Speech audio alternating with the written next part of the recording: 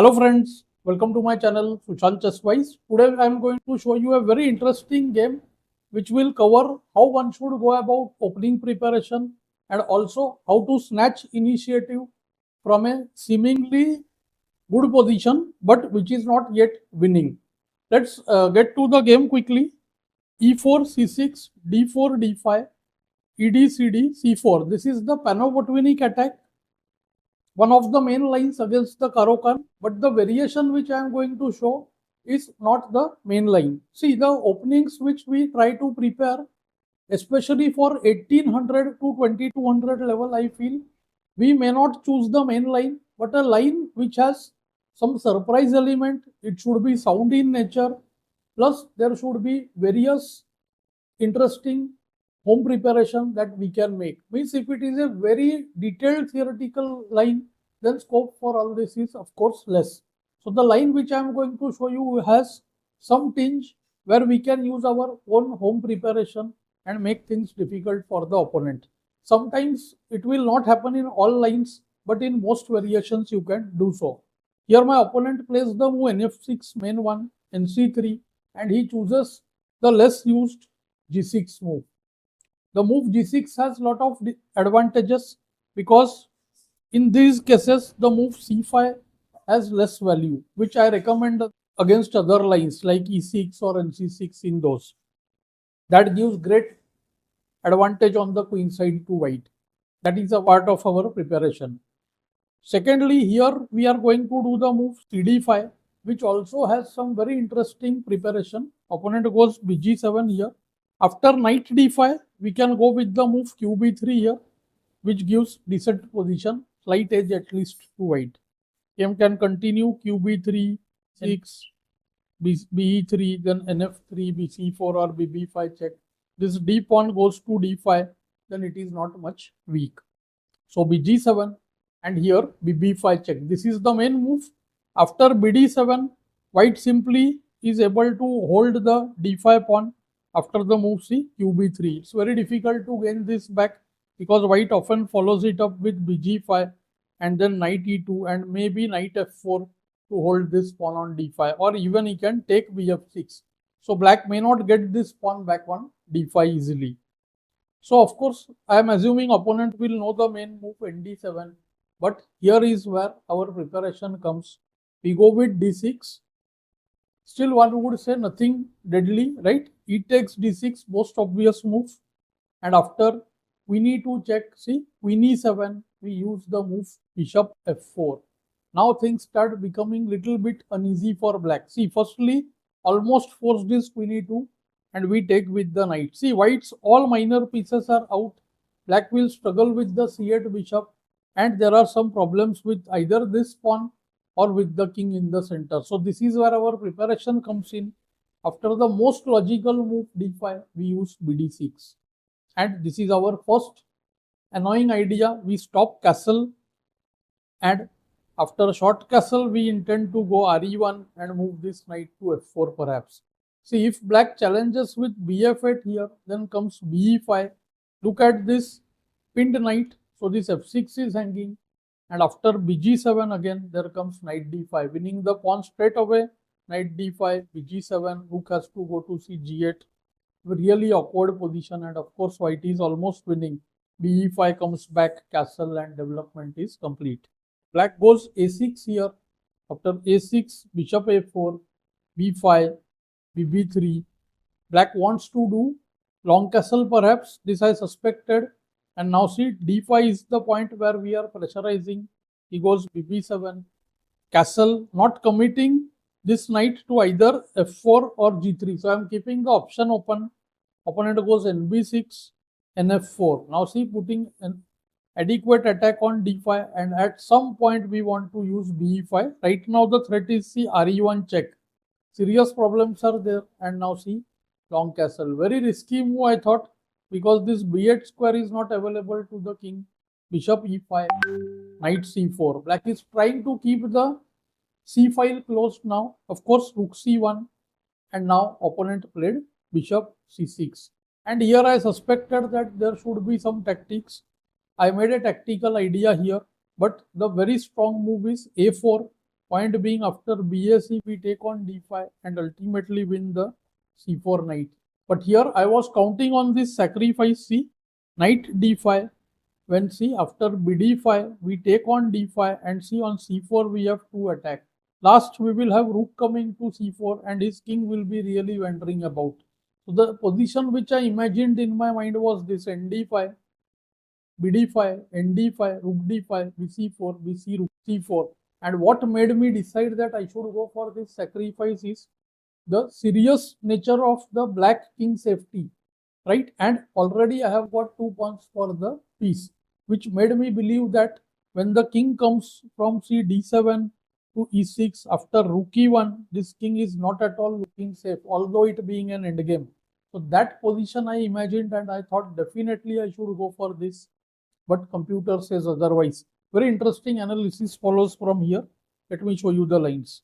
But I was very sure, since it was a 3-2 game, I was keen on it and already I had spent some time calculating on ND5.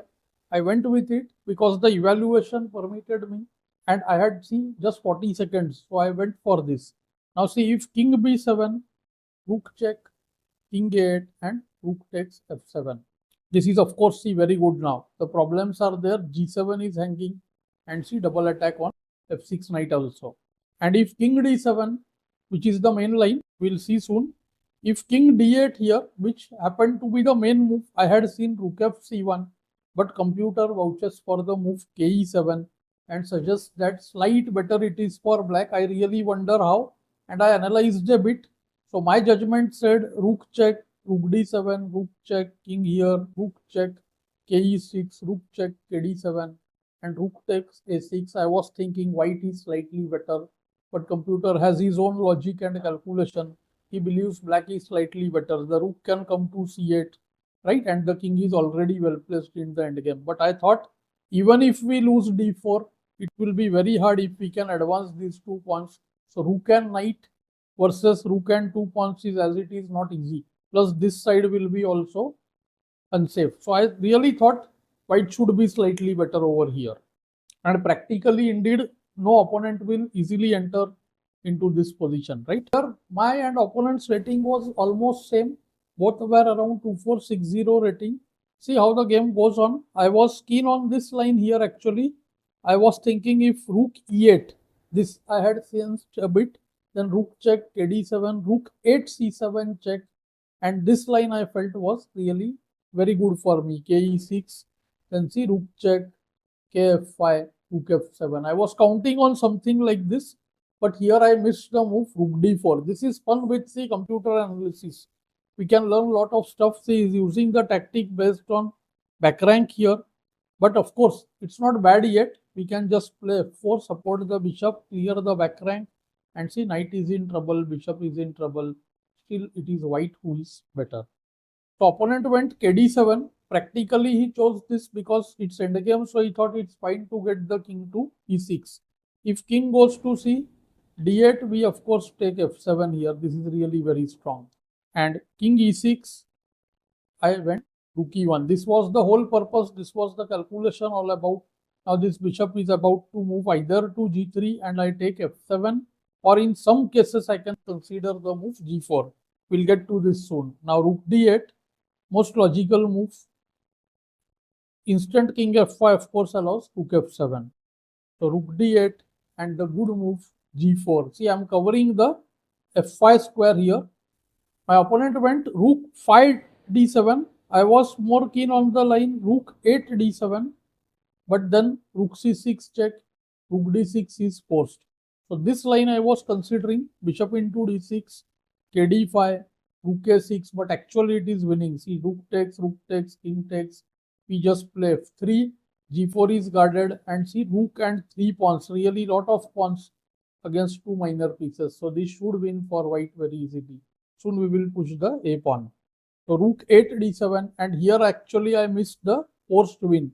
Rook C6 check was winning on the spot. Rook C6, KD5, rook check, KE6, and I missed the tactic here.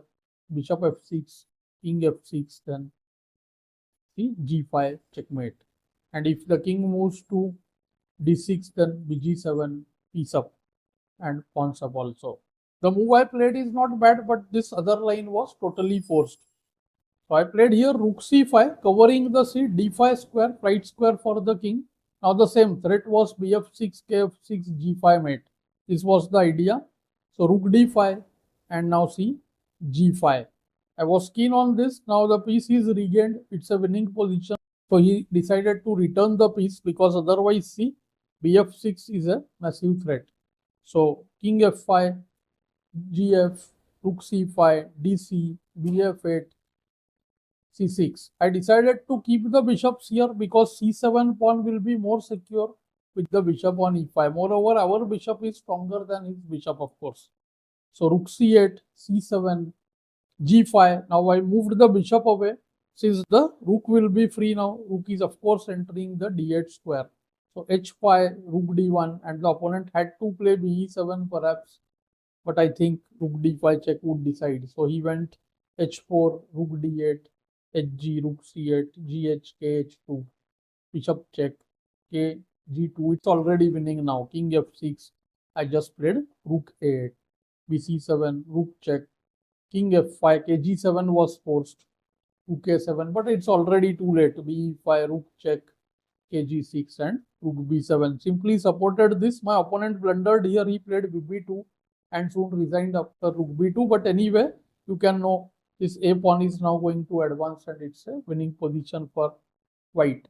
But you must have noted how the accurate opening preparation, which we had a lot of say in getting a good position right after the opening, and the opponent had to solve tricky problems. That should be the motto. Even if the line is about to become equal, we should have positions where we are pushing the opponent and he has to make accurate moves. That is the key advantage of having proper home preparation. So I hope you must have enjoyed